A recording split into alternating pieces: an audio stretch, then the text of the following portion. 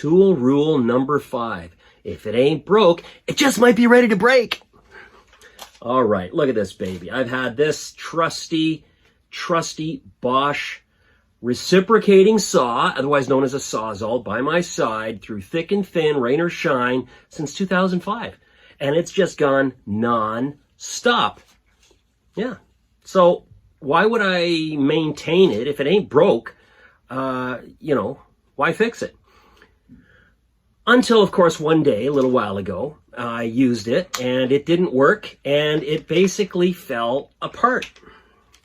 And the wires were disconnected, and what appears to be a simple switch fix turns out to be more expensive than if I were to buy it new. Yes, that's right. Okay, so we use tools for all kinds of reasons, right?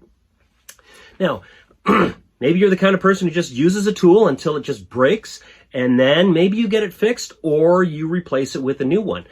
Other people are really fussy about maintenance. Yes, they even maintain their Sawzalls. Yeah, I know. So that's something, right? It's a pretty interesting tool skill in itself, in any case.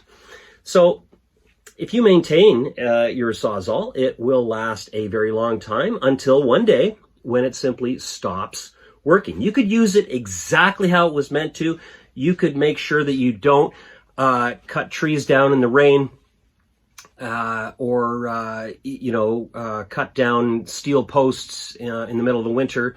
And, because these things are kind of extreme use for a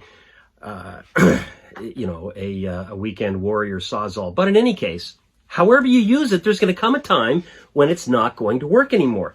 Now, some people, even before a tool is worn out, they will upgrade, okay? And, these are the folks, you might know one or two of them in your life, who, have a whole bunch of wonderful tools that are a little dirty, scuffed, and dusty in their basement that are a few years old. There's nothing wrong with them, except, well, they're getting old, 7, 8 years old, 4 or 5 years old, and they have to keep up with whomever, so they buy the latest and the greatest. So maybe they donate them, okay? Maybe they give their older tools to a friend, whatever. But some of us use tools until they don't work anymore, and then we're faced with a choice, okay? Now, let's go beyond power tools now, and let's talk about different aspects of life, and in our careers and in our homes and in our families, okay? We use tools to get through our day. And let's talk about learners, okay? And let's talk about teachers, tutors, okay? Homeschooling parents, whomever. And even if you're, a parent and you don't feel like you're an educator, the bottom line is that you educate and you use tools to do that. Now, in the context of a school or in the context of a tutoring client relationship, it's very, very important that we review the tools that we have. All right? Are they sharp? Are they relevant? Are they applicable to the task at hand? All right?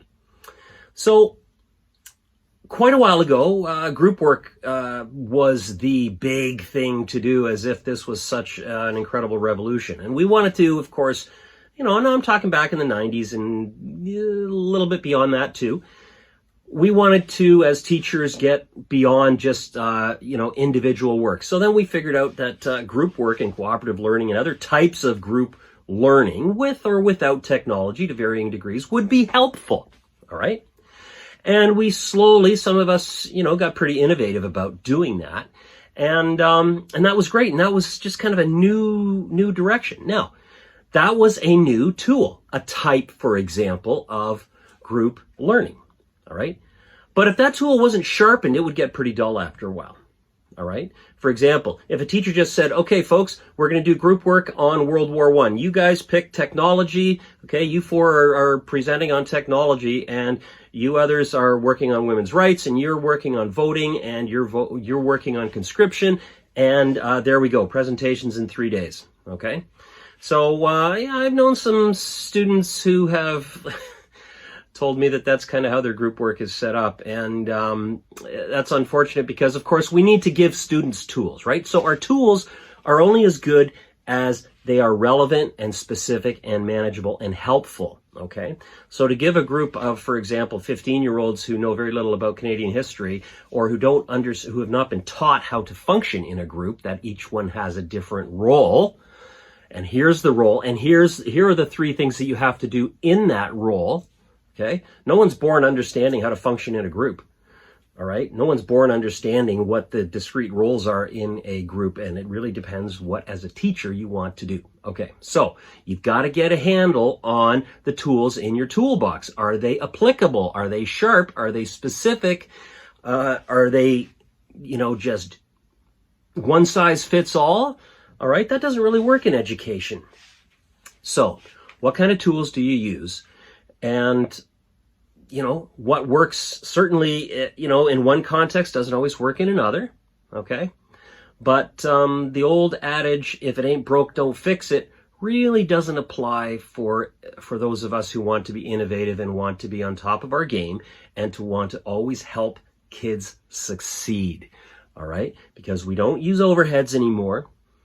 We don't use film strips, okay? We don't use 16 millimeter films, although those are interesting historical studies, okay? We've got to keep up with the tools that are around us. And we have a responsibility to do that, all right? Because we are craftspeople as teachers. We need to fill our toolbox with the right kind of tools. So, back to my Sawzall. What do you think I did after I discovered that this would cost $250 to fix? What do you think I did? Think I bought a brand new one?